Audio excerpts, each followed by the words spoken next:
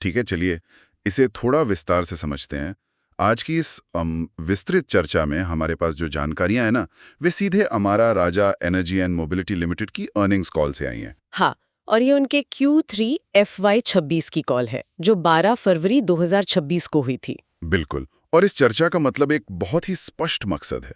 हमें ये समझना है कि कैसे एक कंपनी जिसे पूरी दुनिया दशकों से एक पारंपरिक लेड एसिड बैटरी बनाने वाले दिग्गज के तौर पर जानती है, वो अब तेजी से लिथियम और नई ऊर्जा की तरफ मुड़ रही है। सही कहा।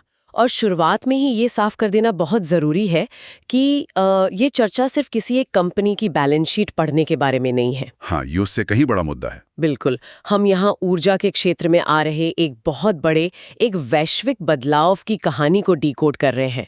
अमारा राजा सिर्फ अपनी बैटरियों का डिज़ाइन नहीं बदल रही हैं, वे दरअसल एक तकनीकी युग से दूसरे तकनीकी युग में छलांग लगा रहे हैं। जो कि सच कहूं तो कोई आसान काम नहीं है। एकदम नहीं। और जैसा कि हर औद्योगिक क्रांति में होता है, ये छलांग मुफ्त नहीं है। इसमें भारी लागत है, दुनिया भर की भू राजनीतिक बाधाएं हैं और निवेशकों के तीखे सवाल भी शामिल हैं। आज हम यही देखेंगे कि ये एनर्जी ट्रांजिशन असल जमीन पर एक स्थापित बिजनेस के लिए कैसा दिखता है। तो चलिए सबसे पहले उस आधार की बात करते जिस पर ये कंपनी खड़ी है।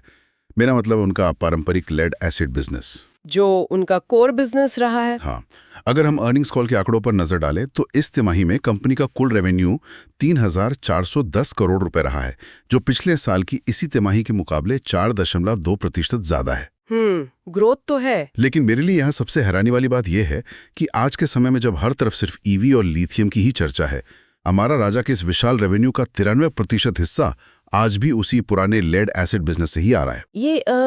ये आंकड़ा हमें एक बहुत बड़ी सच्चाई से रूबरू कराता है।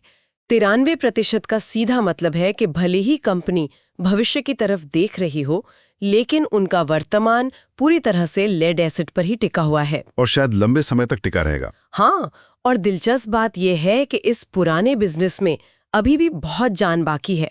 अर्निंग्स कॉल में बताया गया कि 4 व्हीलर OEM वॉल्यूम में 25% की शानदार वृद्धि हुई है। 25%? ये तो काफी बड़ा नंबर है। बिल्कुल है।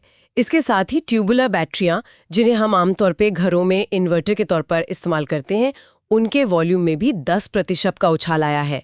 ये दिखाता है कि भारत जैसे बाजार में लेड एसिड बैटरियों की मांग अभी कम नहीं हुई है। मांग तो बढ़ रही है, वॉल्यूम भी बढ़ रहा है, लेकिन अर्निंग्स कॉल में जिस एक चीज ने मेरा ध्यान सबसे ज्यादा खींचा, वो था कंपनी के मुनाफे पर पड़ने वाला भारी दबाव। मार्जिन का दबाव। हाँ, मतलब बिक्री इतनी अच्छी होने के बावजूद उनका स्टैंड अलोन ऑपरेटिंग मार्जिन सिर्फ 11.2% पर आकर क्यों अटक गया? यहाँ हमें इसके क्यों को बहुत ध्यान से समझना होगा। ये मार्जिन का दबाव देखिए, कोई अचानक से नहीं आया है। बैटरी बनाने के लिए जो बुनियादी कच्चा माल चाहिए होता है, उसकी कीमतों ने इस तिमाही में आसमान छू लिया है। कच्चे माल की कीमतों में उछाल? हाँ, मुख्य रूप से टिन अलॉय, सल्फ्यूरिक एसिड और एंटीमनी अलॉय की बढ़ती कीमतों ने मुनाफे को सीधे तौर पर चोट पहुंचाई है। थोड़ा रुकिए, सल्फ्यूरिक एसिड तो समझ आता है कि वो बैटरी के अंदर इलेक्ट्रोलाइट या उस तेजाब का काम करता है, लेकिन ये टिन और एंटीमनी का क्या रोल है? एक आम लेड बैटरी में इनकी क्या जरूरत है? ये बहुत ही अच्छा सवाल है। देखिए, जो शुद्ध लेड होता है ना, वो बहुत नरम होता है। अच्छा। हाँ, अगर आप सिर्फ लेड से बैटरी की ग्रिड या जाली बनाएंगे तो वो बहुत जल्दी टूट जाएगी या गल जाएगी। इसलिए उस लेड को मजबूती देने और उसे जंग या करोजन से बचाने के लिए उसमें एंटीमनी और टिन जैसी धातुएं मिलाई जाती हैं। समझ गया, तो ये एक तरह से स्टेबलाइजर का काम करते हैं। बिल्कुल। अब जब अंतर्राष्ट्रीय बाजार में इन धातुओं की कीमतें बढ़ती हैं, तो बैटरी बनाने की कुल लागत भी बढ़ जाती है। और यही कारण है कि 34,010 करोड़ रुपए का रेवेन्यू होने के बावजूद उनका मुनाफा सिकुड़ गया। इस तरह से समझकर देखते हैं। मान लीजिए आपके पास एक बहुत तेज दौड़ने वाली शानदार गाड़ी है, गाड़ी बेहतरीन प्रदर्शन कर रही है, मतलब आपकी बिक्री लगातार बढ़ रही है। सही एनालॉजी है। लेकिन अचानक से उस गाड़ी में डलने वाले ईंधन की कीमत दुगनी हो जाए। अब गाड़ी तो तेज दौड़ रही है, लेकिन उसे चलाने का जो खर्च है वो आपकी जेब पर बहुत भारी पड़ रहा है। अमारा राजा के साथ भी कुछ ऐसा ही हो रहा है। एकदम सटीक उदाहरण है। और इसी बढ़ती लागत से लड़ने के लिए मैंने पढ़ा कि कंपनी ने जनवरी 2026 के पहले हफ्ते में अपने उत्पादों की कीमतों में 2% की बढ़ोतरी कर दी है। हाँ, लेकिन यहाँ जो बात सबसे आकर्षक है, वो सिर्फ कीमतों में बढ़ोतरी नहीं है, बल्कि उनकी एक नई रणनीति है जिसने उन्हें बहुत बड़ा सहारा दिया है। वो क्या है? वह है उनका नया in house lead recycling plant. Management ने कॉल पे बताया कि इस प्लांट की वजह से उन्हें एबिटा स्तर पर 0.6% का सीधा फायदा मिला है। एक मिनट, इससे पहले कि हम आगे बढ़ें, क्या आप एबिटा स्तर पर फायदे का मतलब थोड़ा आसान भाषा में समझा सकती हैं? जरूर, मैं बता देती हूँ। एबिटा का मतलब होता है earnings before interest, tax, depreciation and amortisation. आसान शब्दों में यह कंपनी की वह शुद्ध कमाई है जो टैक्स, कर्ज का ब्याज और मशीनों की घिसाई का खर्च निकालने से पहले होती है। मतलब ये कंपनी के कोर ऑपरेशंस की कमाई है। हाँ, ये कंपनी के मुख्य कामकाज की असली सेहत दिखाता है। तो जब हम कहते हैं कि 0.6% का फायदा हुआ है, इसका मतलब है कि रिसाइकलिंग की वजह से उनका मुनाफा सीधे तौर पे बढ़ा है। तो वो बाहर से माल खरीदने के बजाय अंदर ही काम कर रहे हैं? बिल्कुल। जब आप बाहर के बाजार से महंगा नया लेड खरीदने के बजाय पुरानी और खराब हो चुकी बैटरियों को तोड़कर उनमें से लेड निकालते हैं और उसे वापस नई बैटरी बनाने में इस्तेमाल करते हैं, तो आपकी लागत में भारी कमी आती है। ये तो एक बहुत ही स्मार्ट कदम है। मतलब एक तीर से दो निशाने, लागत भी बची है और सप्लाई भी पक्की हो गई। सच कहूं तो ये आज के समय की जरूरत है। और सबसे अच्छी बात यह है कि Q4 यानी अगली तिमाही से उनकी बैटरी ब्रेकिंग प्रक्रिया पूरी तरह से शुरू होने वाली है। इसका मतलब है कि वो पुरानी बैटरियों को खुद ही भारी मात्रा में रिसाइकिल कर पाएंगे। हाँ, जिससे उन्हें उम्मीद है कि कच्चे माल की इन बढ़ती कीमतों से लड़ने में उन्हें और भी ज्यादा मदद मिलेगी। तो लेड एसिड बिजनेस में घरेलू बाजार की तस्वीर तो साफ है कि लागत बढ़ रही है और वे उससे निपटने की कोशिश कर रहे हैं। लेकिन जब हम इसी लेड एसिड बिजनेस के अंतर्राष्ट्रीय निर्यात यानी एक्सपोर्ट्स की तरफ देखते हैं, तो कहानी अचानक से बहुत निराशाजनक हो जाती है। एक्सपोर्ट्स के आंकड़े काफी चुनौतीपूर्ण रहे हैं। बहुत चुनौतीपूर्ण। कॉल के आंकड़ों के अनुसार उनके ऑटोमोटिव एक्सपोर्ट्स में इस तिमाही में 15% की भारी गिरावट दर्ज की गई है। 15%। एक ऐसी कंपनी जो दुनिया भर में अपना विस्तार करना चाहती है, उसके लिए ये एक बहुत बड़ा झटका है। इस गिरावट के पीछे के कारण समझना बहुत जरूरी है, क्योंकि ये कारण सिर्फ अमारा राजा तक सीमित नहीं है। ये पूरी तरह से भू राजनीति और वैश्विक व्यापार नियमों का खेल है। जियोपॉलिटिक्स का सीधा असर। हाँ, मैनेजमेंट ने बहुत स्पष्ट रूप से बताया कि अमेरिकी टैरिफ इस 15% की गिरावट का एक बहुत बड़ा कारण है। यानी जो नीतियां और टैक्स अमेरिका ने बाहर से आने वाले सामान पर लगाए हैं, उसका सीधा असर यहां दिख रहा है। बिल्कुल। पिछले साल अमारा राजा ने अमेरिका में अपनी सप्लाई शुरू की थी और उम्मीद थी कि वहां एक बड़ा बाजार मिलेगा, लेकिन इस तिमाही में भारी टैरिफ और अचानक खड़ी हुई व्यापारिक बाधाओं के चलते वे वहां अपना माल नहीं भेज पाए। ये तो एकदम से दरवाजा बंद होने जैसी बात हो गई। और सिर्फ अमेरिका ही नहीं, मध्य पूर्व और एशिया पैसिफिक के बाजारों में भी प्रतिस्पर्धा इतनी तेज हो गई है कि वहां भी उनके वॉल्यूम पर असर पड़ा है। हाँ, ये ध्यान रखना जरूरी है कि हम यहाँ किसी भी देश की नीतियों के सही या गलत होने पर चर्चा नहीं कर रहे हैं, बल्कि इस बात पे ध्यान दे रहे हैं कि कैसे अंतर्राष्ट्रीय राजनीति और टैरिफ एक कंपनी की ग्लोबल सप्लाई चेन को रातों रात रोक सकते हैं। सही कहा। ग्लोबल बिजनेस में ये अनिश्चितता हमेशा बनी रहती है। और शायद इसी अनिश्चितता से बचने के लिए हमारा राजा अब अमेरिका में ही अपनी एक छोटी सब्सिडियरी या ब्रांच बनाने पर विचार कर रही है, ताकि अगर आप माल बाहर से नहीं बेच सकते तो कम से कम स्थानीय स्तर पर मौजूद रहकर व्यापारिक नियमों के साथ तालमेल बिठा सकें। ये एक बहुत ही प्रैक्टिकल अप्रोच है। लेकिन अमेरिका की इन व्यापारिक बाधाओं से भी बड़ा एक और झटका है जो कंपनी को भारत के भीतर लगा है। मैं बात कर रहा हूँ टेलीकॉम सेक्टर के आंकड़ों की। टेलीकॉम का जो शिफ्ट है। हाँ, अर्निंग्स कॉल में बताया गया कि लेड एसिड टेलीकॉम वॉल्यूम में 45% से ज्यादा की गिरावट आई है। 45%। ये कोई छोटा मोटा सुधार नहीं है, ये तो एक पूरे बिजनेस मॉडल के ढहने जैसा है। अगर हम इसे व्यापक नजरिए से जोड़ें तो हमें समझ आएगा कि ये 45% की गिरावट कोई हादसा नहीं है। ये एक बहुत ही सोची समझी और तेज तकनीकी क्रांति का सीधा परिणाम है। वो कैसे? देखिए, भारत में जितने भी मोबाइल या टेलीकॉम टावर हैं, उन पर पहले बैकअप के लिए भारी भरकम लेड एसिड बैटरियों के बड़े बड़े बैंक लगे होते थे। लेकिन अब पूरी टेलीकॉम इंडस्ट्री बहुत तेजी से लिथियम आयन की तरफ जा रही है। लेकिन टेलीकॉम टावरों को अचानक से लिथियम की जरूरत क्यों पड़ गई? टावर तो अपनी जगह स्थिर रहते हैं, उन्हें कौन सा कार की तरह हल्का होना है? ये एक बहुत ही वाजिब सवाल है। भले ही टावर स्थिर हैं, लेकिन लिथियम बैटरियों के फायदे सिर्फ वजन तक सीमित नहीं है। और क्या फायदे हैं? लिथियम बैटरियां लेड एसिड के मुकाबले काफी कम जगह घेरती हैं, जो आज के समय में बहुत जरूरी है क्योंकि टावर की जगह का किराया बहुत महंगा होता है। दूसरा, लिथियम बैटरियां बहुत तेजी से चार्ज होती हैं, जो उन इलाकों में वरदान है जहां बिजली बार बार कटती है। अच्छा, फास्ट चार्जिंग का फायदा यहाँ भी है। बिल्कुल।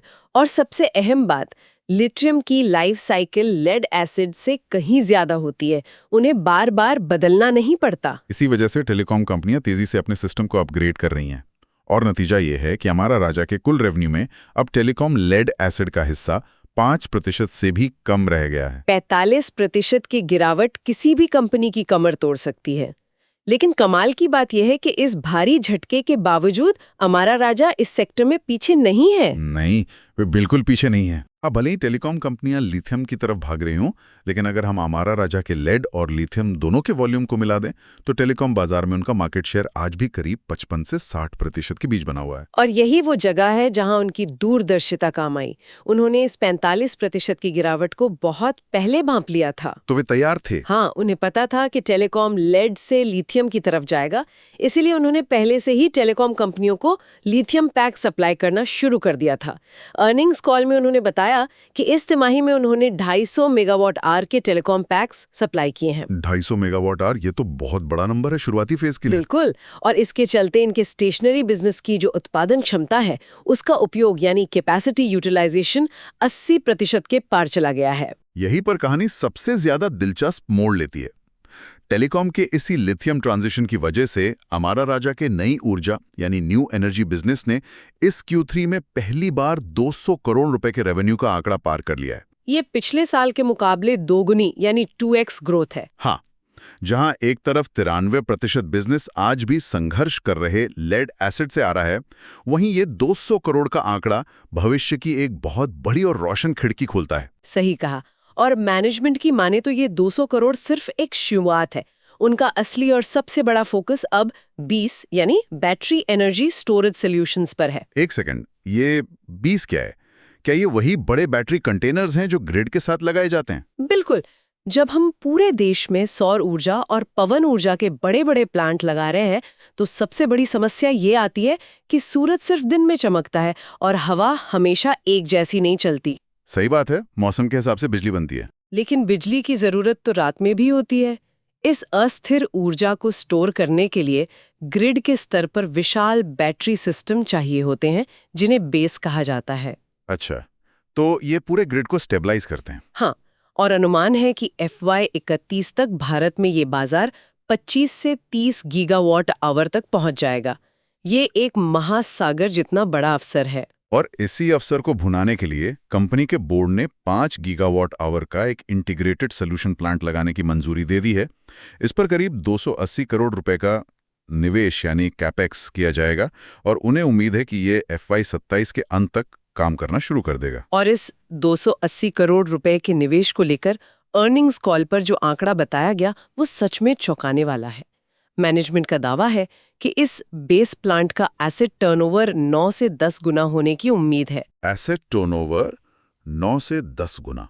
जो लोग इस वित्तीय शब्द से परिचित नहीं है, उनके लिए बता दूं कि एसेट टर्नओवर का मतलब है कि अगर आप मशीनरी या प्लांट में 1 रुपया लगाते हैं, तो वो आपको साल भर में कितने रुपए की बिक्री या रेवेन्यू कमा कर देता है। हाँ, ये एफिशिएंसी दिखाता है। तो 280 करोड़ रुपए के निवेश पर 9 से 10 गुना टर्नओवर का मतलब है कि ये अकेला प्लांट भविष्य में 2700 से 2800 करोड़ रुपए का रेवेन्यू ला सकता है। रुको, ये सुनने में थोड़ा ख्याली पुलाव जैसा लग रहा है। 280 करोड़ लगा के 2800 करोड़ का रेवेन्यू, क्या जमीन पर ही इतना आसान है?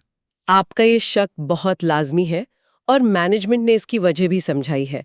ये टर्नओवर इतना ज्यादा इसलिए दिख रहा है क्योंकि शुरुआत में ये प्लांट कोई बुनियादी मैन्युफैक्चरिंग नहीं करेगा। तो फिर क्या करेगा? ये मुख्य रूप से एक पैक और सोल्यूशन प्लांट की तरह काम करेगा। मतलब वो सारा सामान बाहर से खरीदेंगे? हाँ, शुरुआत में कंपनी बाहर से लिथियम सेल और इलेक्ट्रॉनिक कंपोनेंट्स का आयात करेगी और यहाँ भारत के इस प्लांट में उन्हें एक बड़े एनर्जी स्टोरेज सॉल्यूशन में असेंबल करके बेचेगी। समझ गया। क्योंकि वे सेल खुद स्क्रैच से नहीं बना रहे हैं, इसलिए मशीनों पर शुरुआती खर्च कम है और रेवेन्यू ज्यादा दिख रहा है। बिल्कुल सही समझे। लेकिन उनकी दीर्घकालिक योजना हमेशा आयात करने की नहीं है। वे भविष्य में इन सेल्स को स्थानीय स्तर पर बनाने की तैयारी कर रहे हैं। लोकलाइजेशन पर फोकस है। हाँ, और जब बात सेल बनाने की आती है तो हमें उस तकनीक को भी समझना होगा जिस पर अमारा राजा दांव लगा रही है। बाजार में इस वक्त मुख्य रूप से दो तरह की बैटरी केमिस्ट्री की सबसे ज्यादा चर्चा है, एनएमसी और एलएफपी। हाँ, मैंने ये नाम बहुत सुने ईवी आर्टिकल्स में। अमारा राजा ने स्पष्ट किया है कि उनकी एनएमसी सेल क्षमता 2 गीगावाट आवर तक ही सीमित रहेगी। ये एलएफपी और एनएमसी का क्या चक्कर है? इनमें क्या फर्क है और कंपनी एनएमसी को सीमित क्यों रख रही है? ये बहुत ही महत्वपूर्ण तकनीकी बिंदु है। एनएमसी का मतलब है निकल, मैंगनीज और कोबाल्ट। ठीक है। इन बैटरियों में ऊर्जा का घनत्व बहुत ज्यादा होता है, इसलिए ये इलेक्ट्रिक कारों में ज्यादा इस्तेमाल होती हैं ताकि एक बार चार्ज करने पर कार ज्यादा दूर तक जा सके। रेंज के लिए। हाँ, लेकिन इसमें जो कोबाल्ट है वो बहुत महंगा होता है और दुनिया भर में उसकी सप्लाई को लेकर काफी विवाद और चुनौतियां हैं। सप्लाई चेन का इशू है। बिल्कुल। इसके उलट एलएफपी का मतलब है लिथियम आयरन फॉस्फेट। इसमें महंगा कोबाल्ट नहीं होता, ये सस्ती होती है, इसकी लाइफ साइकिल ज्यादा होती है और सबसे जरूरी बात, ये उच्च तापमान में एनएमसी के मुकाबले बहुत ज्यादा सुरक्षित है। यानी भारत की भीषण गर्मी के हिसाब से एलएफपी ज्यादा बेहतर और सुरक्षित विकल्प है। थर्मल रनअवे का खतरा कम होता है। बिल्कुल, और इसीलिए बाजार की मांग खासकर बेस और कमर्शियल गाड़ियों में अब तेजी से एलएफपी की तरफ शिफ्ट हो रही है। अमारा राजा का मैनेजमेंट इस बात को समझता है। तो उनकी रणनीति क्या है? उन्होंने साफ कहा कि अगर भविष्य में एनएमसी की मांग और कम होती है तो उनकी जो मौजूदा मैन्युफैक्चरिंग लाइनें हैं उन्हें एलएफपी में ढालना कोई बहुत बड़ा या खर्चीला काम नहीं होगा। वो बाजार की हवा के रुख के हिसाब से खुद को बदलने के लिए पूरी तरह से तैयार बैठे हैं। तकनीक और भविष्य के ये सारे प्लान तो कागज पर बहुत शानदार लग रहे हैं। 2800 करोड़ का रेवेन्यू, एलएफपी की तैयारी, सब कुछ। लेकिन अर्निंग्स कॉल सिर्फ अच्छी बातें करने के लिए नहीं होती। कॉल के दौरान एनालिस्ट ने मैनेजमेंट को घेरा भी और कुछ बहुत ही कठिन सवाल पूछे। और वे सवाल पूछना जायज भी था। एक एनालिस्ट ने सीधा वार करते हुए पूछा कि जब आप कह रहे हैं कि ऑटोमोबाइल गाड़ियों की बिक्री इतनी बढ़ रही है, आपके 4 व्हीलर ओईएम वॉल्यूम में 25% की जबरदस्त ग्रोथ है, तो फिर आपका प्रॉफिट या अर्निंग्स पर शेयर उस तेजी से क्यों नहीं बढ़ रहा? हाँ, ये तो बहुत बेसिक सवाल है। और तो और उन्होंने पूछा कि पिछली तिमाही के मुकाबले मुनाफे में इतनी स्पष्ट गिरावट क्यों दिख रही है? ये तो हर निवेशक के दिमाग में आने वाला सबसे पहला सवाल है कि अगर माल ज्यादा बिक रहा है तो तिजोरी में पैसा क्यों नहीं आ रहा?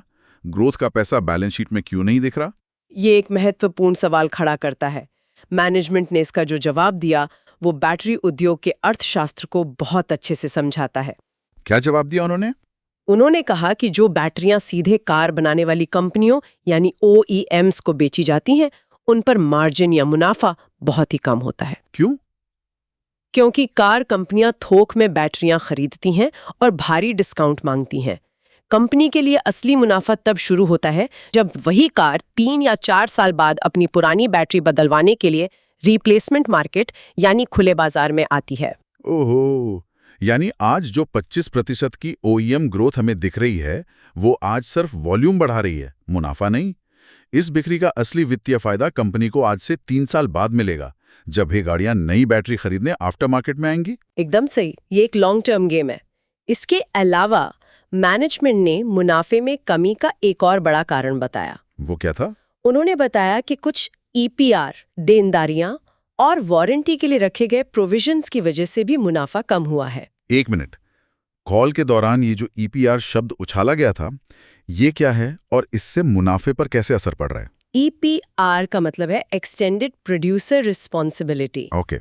ये सरकार का एक नियम है जिसके तहत जो कंपनी बैटरी बना रही है उसकी ये जिम्मेदारी है कि जब वो बैटरी खराब हो जाए तो उसे वापस इकट्ठा किया जाए और सुरक्षित तरीके से रिसाइकल किया जाए। पर्यावरण को बचाने के लिए। हाँ, पर्यावरण को बचाने के लिए ये नियम बहुत सख्त हो गए हैं।